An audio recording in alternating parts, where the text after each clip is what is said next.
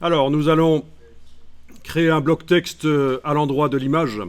Bon, déjà, l'image, elle n'est pas accessible. Si on essaye avec la flèche noire de cliquer sur elle, on n'arrive pas, parce qu'elle est sur l'autre calque image et texte, certainement.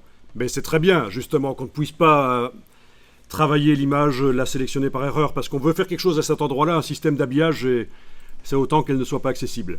D'où l'intérêt des calques, de séparer vraiment les choses sur différents calques pour pouvoir manipuler facilement les choses. C'est comme dans Illustrator ou Photoshop, c'est le but des calques. C'est le seul but des calques, c'est de manipuler plus facilement des objets qui sont au même endroit. Alors, on va prendre l'outil texte et vous allez tracer un bloc texte. Voilà, comme ceci, c'est pas mal. Alors, à quoi est-ce qu'il ressemble? Voilà, on le voit mieux là, voilà. À peu près comme ça. Ok. Ok, ça va? Vous voyez le texte?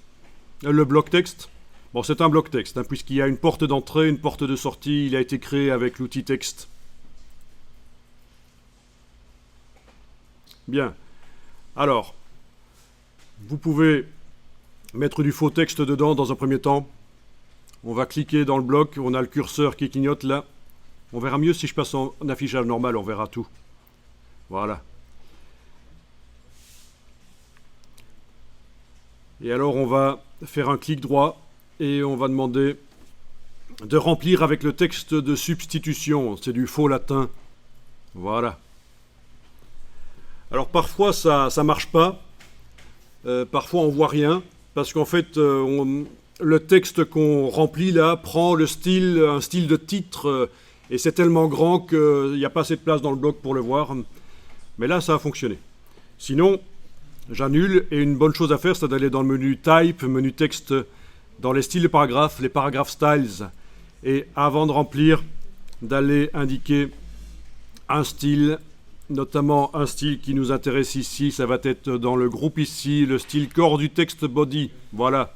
Comme ça, quand on remplira, le texte qu'on remplit prend le style corps du texte body. Donc je vous rappelle, c'est dans le menu Type dans la version anglaise, menu texte dans la version française, Paragraph Styles, style de paragraphe. On active ici le corps du texte avant de remplir le style corps du texte qui est dans le groupe ici des styles. Et on fait un clic droit, remplir avec le texte de substitution. Je suppose que ça a fonctionné pour tout le monde.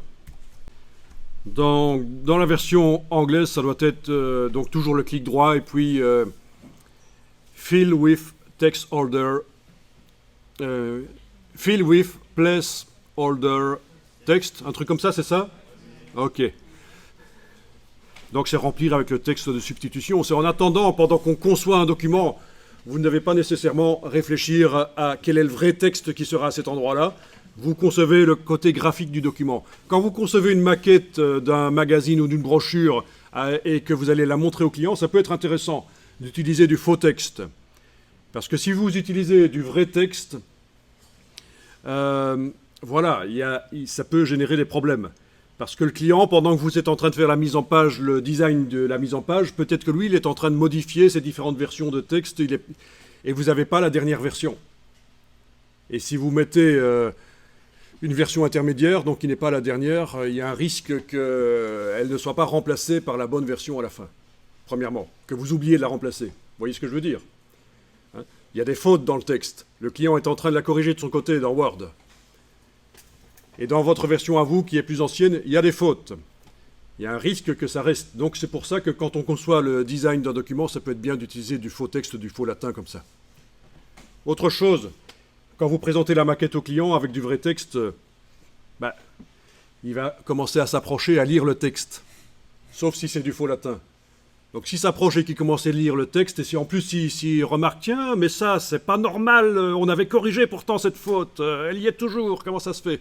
Il parle plus de votre design. Le design, il s'en fout, il parle de son texte. Donc voilà, le faux latin, c'est bien. Ok. Alors, voyons un peu ici dans le menu habillage. Oui, sur cette page, sur cette double page, si vous déployez ici dans la palette des calques le contenu du calque habillage, je veux dire, pas le menu habillage, le calque habillage. Quand je dis une bêtise, il faut le dire. Hein. Quand vous déployez le contenu du calque habillage, vous voyez qu'il y a deux choses. Il y a ici une image qui habille sur le même calque, sur la page de gauche. Elle repousse le texte. Et vous êtes en train de travailler sur la page de droite.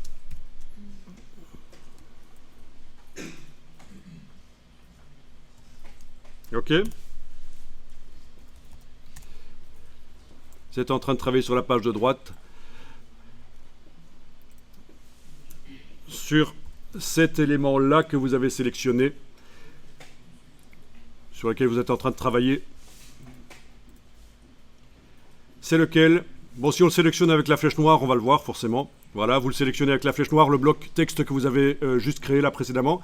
Et ici, c'est comme dans Illustrator, en fait. InDesign fonctionne comme Illustrator. Vous avez le petit carré qui vous indique qu'est-ce qui est actuellement sélectionné sur la page.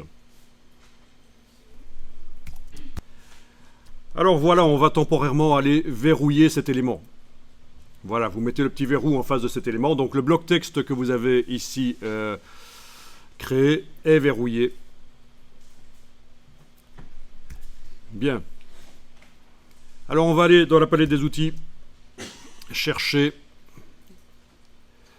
le crayon. Ouais. Il faut vraiment s'adapter d'un logiciel à l'autre, hein, c'est pas évident.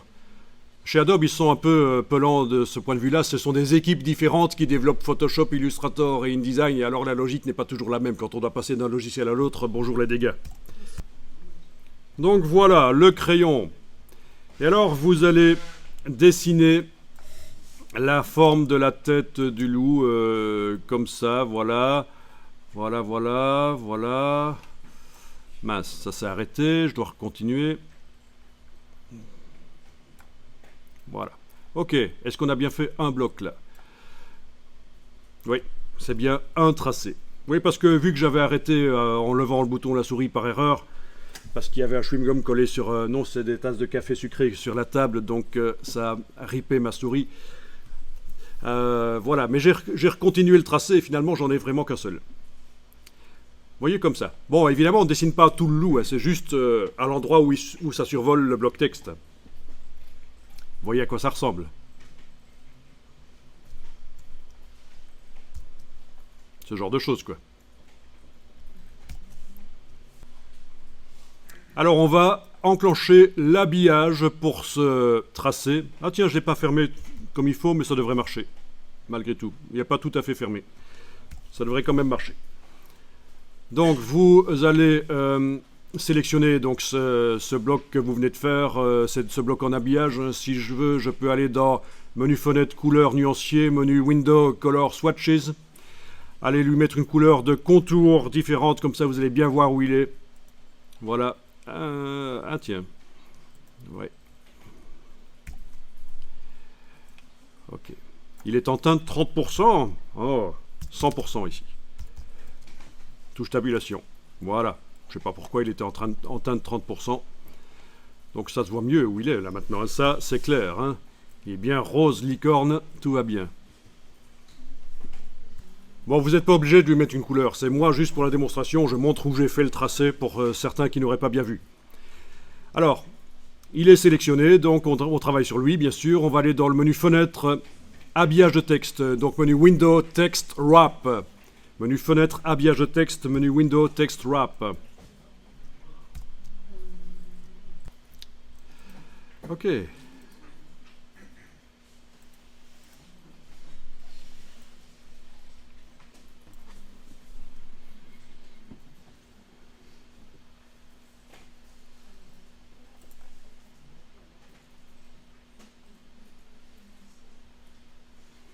Ok.